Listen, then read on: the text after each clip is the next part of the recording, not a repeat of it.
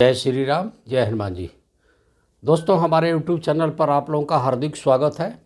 प्रभु श्री राम और हनुमान जी की कृपा आप लोग पे सदा बरसे, यही मेरी शुभकामना है और यही मेरा आशीर्वाद है। दोस्तों, आज का जो सब्जेक्ट मैं लिया हूँ, लगातार 3-4 वीडियो के बाद लोगों के व्हाट्सएप पर मैसेज आ रहे हैं कि धन बढ़ाने के लिए, धन की समस्या ख़त्म करने के लिए, आर्थिक संकट ख़त्म करने के लिए कुछ अचूक उपाय बताएं। देखिए, कहा गया है कि धीरे धीरे करके जो चीज़ें होती है वो ज़्यादा पक्का होती हैं और चिरस्थायी होती हैं। लेकिन चूँकि आप लोगों का यही डिमांड है तो मैंने इसके ऊपर आपको 1-2 चीज़ें बताना चाहूँगा।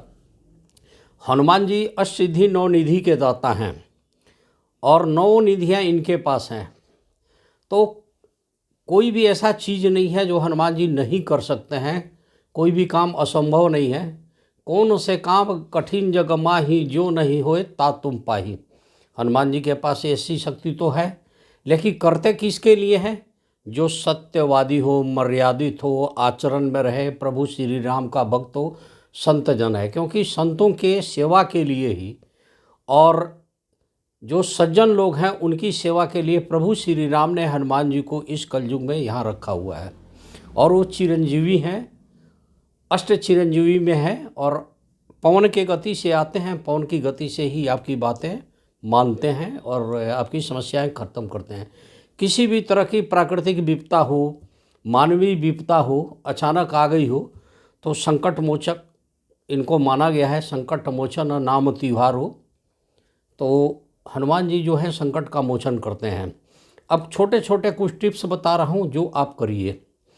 दोस्तों, एक चीज़ मैं बता दूँ कि जो व्यक्ति शुक्रवार के किसी भी दिन हनुमान मंदिर के अंदर के कैंपस के अंदर गूलर का पौधा लगा देता है तो लक्ष्मी की कृपा बरसती है।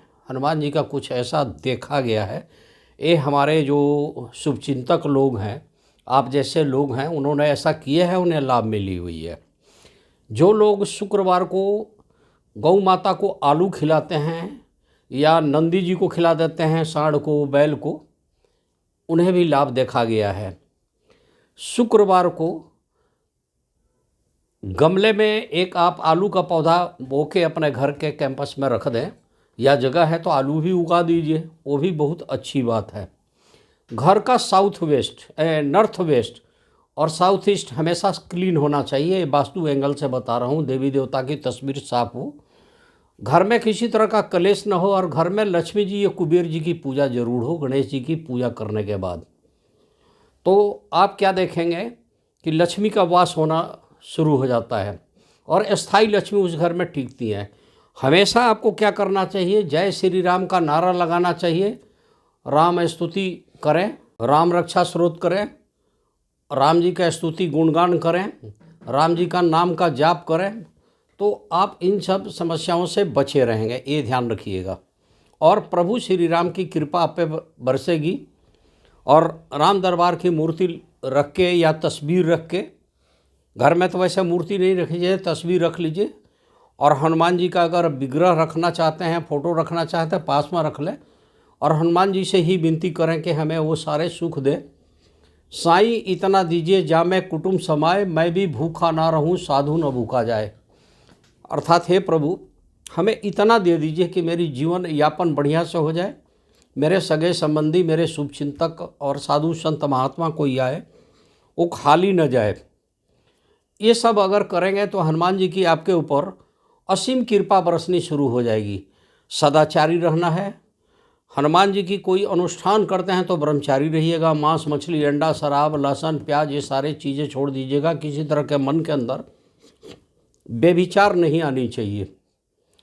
और हनुमान जी को जो चीज़ें पसंद है, आप तुलसी जी की माला, उस पर राम जी के नाम का टीका लगा के राम जी के गले में डाल दीजिए। हनुमान जी के सामने कम से कम 11 इसका पीपल का पत्ता ले लीजिए, उस पर श्री राम चाहे जय श्री राम लिखिए लाल पेन से या लाल चंदन से लिख दीजिए।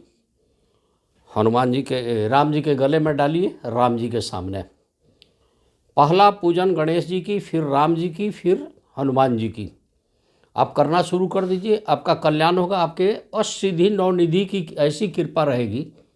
देखिए लक्ष्मी जी जो है उनका दूसरा रूप ही माँ जानकी हैं, सीता मैया, और उन्होंने ही इनको कई तरह के वरदान दिए हैं। असवर दिन ही जानकी माता, सदा रहो रघुपत के दासा। रघुवीर जी के पास ही रहिए, उनकी सेवा में रहिए, ये उन्हीं की कृपा है। और आप उस सेवक के सेवक का काम कर रहे हैं और रामदूत हैं। आपकी एक एक चीज़ें राम जी को खबर मिलती है और राम जी उसी हिसाब से आपका काम करते हैं। यमराज की भी हिम्मत नहीं है कि राम भक्तों का पर अत्याचार कर दें, अन्याय कर दें। काल जो है नहीं बिगाड़ पाएगा आपका। आप प्रभु श्री राम का गुणगान कीजिए, हमेशा बोलिए मुँह से, सुबह उठते और सोते वक्त जय श्री राम, जय श्री राम, जय श्री राम। कुछ लोग कन्फ्यूज रहते हैं, सीताराम बोलें या सिर्फ राम राम बोलें या श्री राम बोलें। देखिए राम का नाम अपने आप में परिपूर्ण है।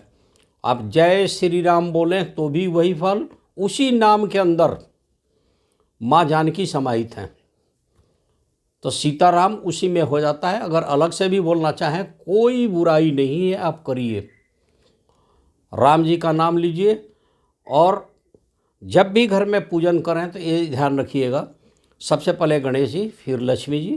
कुबेर जी को छोड़िए मत, कुबेर जी धन के संग्रह के देवता हैं, ट्रेजरार हैं एक तरह के, तो कुबेर जी का भी स्मरण करना चाहिए। कुछ भी नहीं याद है तो बोलिए ओम श्री कुबेराय नमः, ओम श्री कुबेराय नमः। अब आपने सुन लिया, मैं 4-5 पॉइंट बताया था। एक मैंने कहा था गुलर का पौधा शुक्रवार के दिन गुलर का पेड़ लगा दीजिए किसी हनुमान मंदिर में जहाँ किसी को ऑब्जेक्शन न हो।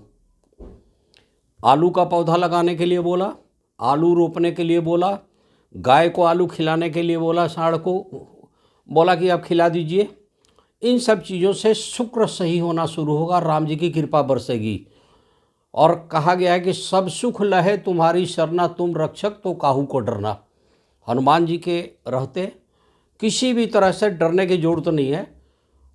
किसी तरह का भय मन में मत रखिए कि आपका ये अनिष्ट हो जाएगा, ये हो जाएगा। आप इस तरह की पूजा करिए। हाँ, टाइम टू टाइम अपने नियर एंड डियर आसपास के कोई भी ज्योतिषाचार्य हैं उनको अपने जन्म कुंडली दिखा के मारक ग्रह, अशुभ ग्रह, विध्वंसक ग्रहों का उपाय पूछ लीजिएगा। 4 महीने में, 6 महीने में, ज़्यादा लंबा नहीं करना चाहिए, ग्रहों की स्थिति बदलती रहती है। तो आप क्या देंगे कि पूरा लाइफ आप काफ़ी सुखी रह रहे हैं, आपके ऊपर किसी तरह का प्राकृतिक प्रकोप या कोई ऐसी घटना, अप्रिय घटना नहीं घट रही है जिससे आपको परेशानी होगी, तो आपकी मनसा पूर्ण होगी और आप प्रोग्रेस कीजिए, अपना कर्म सुधारे रखिए। ठीक है दोस्तों, मिलते हैं नेक्स्ट वीडियो में, तब तक के लिए आज्ञा दीजिए और प्रेम से बोलिए जय श्री राम, जय हनुमान जी, आपका सदा कल्याण हो।